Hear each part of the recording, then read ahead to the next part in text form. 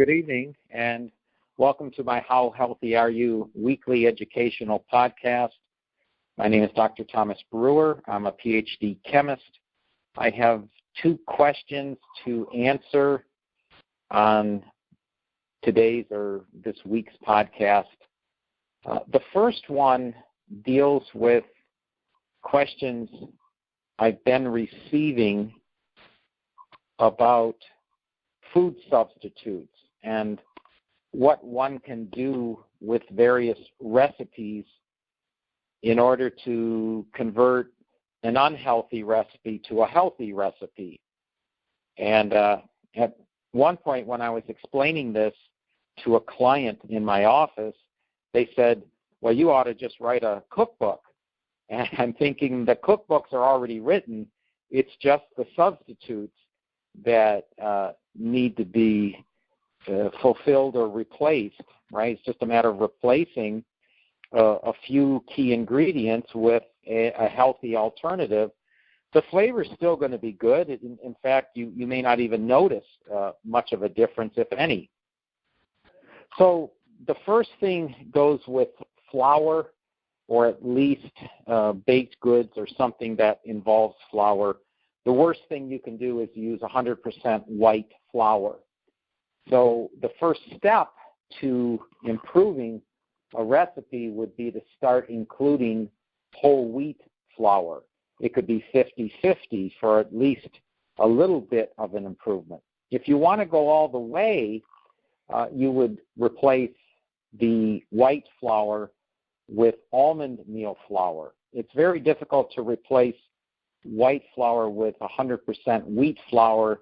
It won't rise the same, and it could be a little gritty, and the flavor could be a little, or at least the texture would be tough, potentially. But substituting white flour with almond meal flour shouldn't be much of a problem at all. Or you could do some combination of whole wheat flour with almond meal flour. And then you've converted a fairly high glycemic index meal containing white flour with essentially no white flour. You have whole wheat flour and almond meal flour.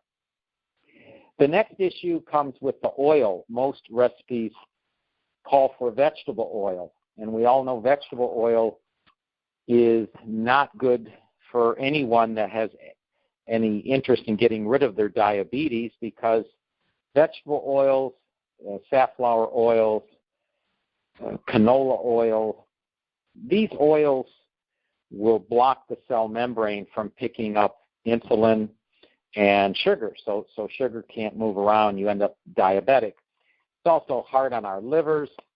It essentially dunks up our internal system. So we're going to replace vegetable oil with grapeseed oil. Easy to do. You won't even notice it. And you've just converted now a bad oil to a good oil. It's still a liquid at room temperature. It'll cook the same. On some recipes, you can utilize coconut oil, but it's tricky because coconut oil is a solid at room temperature. But for some things, you can do that. You can include a little bit of coconut oil, which is even healthier than grapeseed oil, but they're both good. And just like with the wheat flour and almond meal flour, you can do some combination of coconut oil and grapeseed oil. In fact, if you preheat the coconut oil, it'll be a liquid when you're dealing with it. All you have to do is heat it to about 85 degrees, which is the temperature of a warm day, and you can use coconut oil. The third substitute is sugar, right? The bad guy. This is what causes a lot of problems in our bodies, a lot of inflammation, detox reaction in our liver, fatty livers caused from sugar. So to substitute sugar, one easy way is substituting in some banana. So a smashed banana will be able to substitute either all the sugar or part of the sugar. Another substitute for sugar is to change the source. so that you start using a fruit-based sugar called something like coconut sugar. Your third choice would be to substitute with stevia. But the problem with stevia, as I mentioned in a previous newsletter, is we can't get 100% stevia. It has to be processed. So the food manufacturers, they're not allowed to sell us stevia leaf. They have to process it. They have to extract the sweetener out of the leaf. And therefore, stevia becomes a processed sugar. Not as bad as white sugar, but still a processed sugar. It's also tricky to deal with because it's about 30 times sweeter than regular table sugar, which is sucrose. But if you can substitute a little bit of all of these, a little bit of banana, a little bit of stevia, some coconut sugar, even raw sugar is going to be better than white processed sugar. So these would be safe alternatives, and I don't think whoever eats your baking or cooking is your dessert, I don't think they're even going to know the difference. Now, if something you're preparing is dry, then and you want to make it moister, obviously, and what can you add? So the two best are applesauce, and this would be 100% applesauce. So this is applesauce with one ingredient, apples. No sugar added, no corn syrup added, no fillers, no thickeners, just pure applesauce. I'm surprised they even sell applesauce with a sweetener in it, with usually some sort of corn syrup. So pure applesauce will make a dry dish much moister. The other thing you can do is you can use pure yogurt as a way to take a dry meal more moist, or a dry dessert or baked good, make it more moist. So this would be plain yogurt with no additives, only one ingredient, which would be, it's made from milk, so it's a product. And if you're okay with dairy products, a little bit of yogurt shouldn't be a problem. Plain yogurt, it can be fat-free, it could be low-fat. The fat content isn't as much an issue as long as it's plain, unsweetened, unflavored yogurt. So it should be made with milk, and then whatever probiotics are added after pasteurization. So probiotics should be added to yogurt after pasteurization, not before. And that's the problem with some of the main brand yogurts like Dannon and Yoplait and Activia. The probiotics are just what came with the milk. They don't even add them after pasteurization. So they're just a very expensive sweetened milk, not worth buying. Some other general substitutes, this wouldn't be necessarily related to baking or dessert, is when you have a potato dish, you would just substitute the potato with cauliflower. Simple thing to do. You cook a cauliflower. You can mix 50% cauliflower, 50% potato, mash it all together. It tastes great, and it's a vegetable, so it's going to be a much lower glycemic index than a white potato. So it's a nice way to transition into eating healthier. Easy thing to do, substituting cauliflower for a white potato. Now, some of you have already doing something with noodles.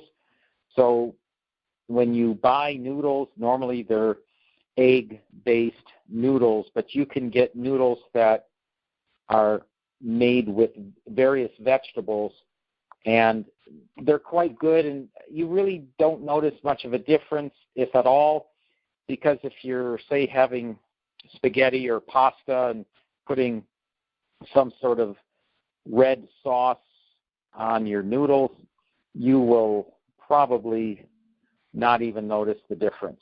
So that's my food substitute information to convert your recipes to make them healthy. And then you can use your same cookbook. You can look at your recipes and make your own little substitutes and start eating healthier. And I don't think you will be sacrificing much of anything with respect to flavor. Okay, the next question was about an abdominal wall hernia. And I'm fairly familiar with this because I've known people with abdominal wall hernias and all the pain associated with that. So the only way I know to naturally heal an abdominal wall hernia other than surgery, so this would be natural, is with a cell regenerator. And the best one I know is the Aloe Ace Max because it works on the inside. It works from the inside out. Normally, if you were to apply the gel from an aloe plant, that's great for a sunburn and working from the outside in on the skin. The Aloe Ace Max, though, is not the gel, it's the rind of the aloe plant. And it's made in a very special way so that the active polysaccharides don't unzip. And that way, you're not just getting sugar in your system. So using aloe gel internally, that's not going to do it. The gel converts very quickly to simple sugars. But using a special form of the rind that's been stabilized will act as a cell regenerator. And in my opinion, that's the best way to heal anything internal. So it's not just an abdominal wall hernia that would heal from the Aloe Ace Max, but things like Crohn's disease, ulcerative colitis, inflammatory bowel disease, all very similar, and they all need to be healed on the inside, and that's the best way. Now, with that, in order to heal any sort of sore in the gastrointestinal system, you're also going to want to make sure there is not a preponderance of parasitic bacteria, but a preponderance of probiotic bacteria. So part of healing any sore in your system, and any internal sore, is going to be making sure you take probiotics so that the parasitic bacteria count stays where it should be. And that way you minimize the chance of an infection and the whole concept of leaky gut. And I even mentioned a little bit about leaky gut in the newsletter that will be coming out soon. So I also wanted to mention the podcasts are now located on my website. So if you scroll down on my website, drthomasbrewer.com, you'll see the various podcasts. Right now it goes back all the way through August. If you need to go back before August of this year, the podcasts will all be on YouTube. They'll be coming out every day this week and next week. More and more will be populating my YouTube channel. Again, if you just searched Dr. Thomas Brewer, you'll see them starting to come in. I believe they're coming in every 6 hours or so. They're being released. And that will cover the entire year of these podcasts. So you don't have to go to Facebook anymore to listen to the podcast. You can either go to the website or go to YouTube. So that's all I have for this week's call. If you have questions for next week's call, please contact me, phone, email, or text, and I should be able to get to it next week. I will be having a call next week. And until then, thanks for listening.